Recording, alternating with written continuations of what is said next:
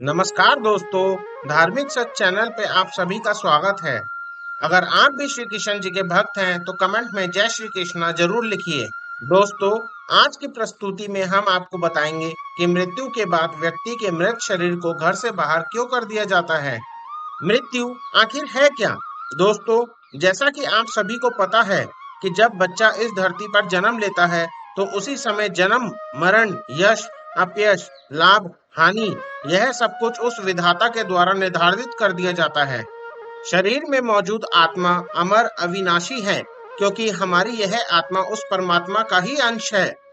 जब तक हमारे शरीर में यह आत्मा है, तब तक हमारे इस शरीर का मोल है।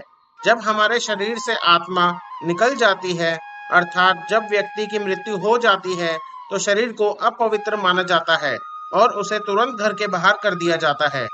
दोस्तों, हमारे हिंदू धर्म शास्त्र में पवित्र ग्रंथ गरुड़ पुराण में सब कुछ विस्तार पूर्वक लिखा गया है कि मनुष्य के मृत्यु के बाद उसे घर से बाहर क्यों करना चाहिए, उसका कर्म कांड करना क्यों आवश्यक है, तेरवी करना क्यों आवश्यक है, मनुष्य की मृत्यु के पश्चात किस कर्म की कौन सी सजा निर्धारित है। यह सब कुछ गरुड़ पुराण में लिखा गया है। दोस्तों, ऐसा कहा जाता है कि मानो तो देव, नहीं तो पत्थर, अर्थात विश्वास ही सब कुछ होता है। यदि आपको ईश्वर में आस्था है और आप उस परमेश्वर को मानते हैं, तो उसके दर्शन आपको एक बेजान पत्थर में भी हो जाएंगे। उसी तरह से यदि आप हमारे हिंदू धर्म शास्त्र में मौजूद पुराणों पर विश्वास करते हैं, तो आपको उसमें लिखी हुई बातों पर विश्वास होगा, वरना नहीं होगा। दोस्तों, हमारे हिंदू धर्म शास्त्र गरुड़ पुराण के अनुसार जब किसी व्यक्ति की मृत्यु हो जाती है, तो उसका शरीर अपवित्र हो जाता है। जब तक उसके शरीर में प्राण थे, तभी तक उसके उस शरीर की कीमत थी। अब उसके शरीर से प्राण निकल चुके हैं, तो अब उसके शरीर की कीमत खत्म हो चुकी है। अब उसका शरीर मिट्टी हो गया है और अपवित्र हो चुका है। इसीलिए उसके शरीर को तुरंत घर से बाहर निकाल दिया जाता है।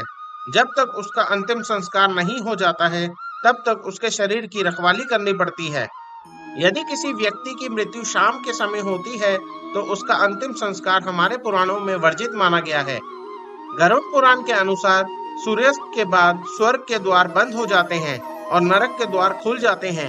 ऐसे में यदि किसी व्यक्ति का अंतिम संस्कार सूर्यास्त के बाद किया जाए, तो वह सीधा नरक जाता है और नरक के कष्टों को भोगता है।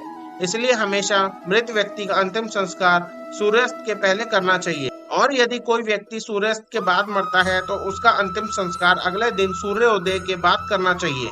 आखिर मृत्यु के बाद व्यक्ति के शरीर की रखवाली करनी क्यों पड़ती है?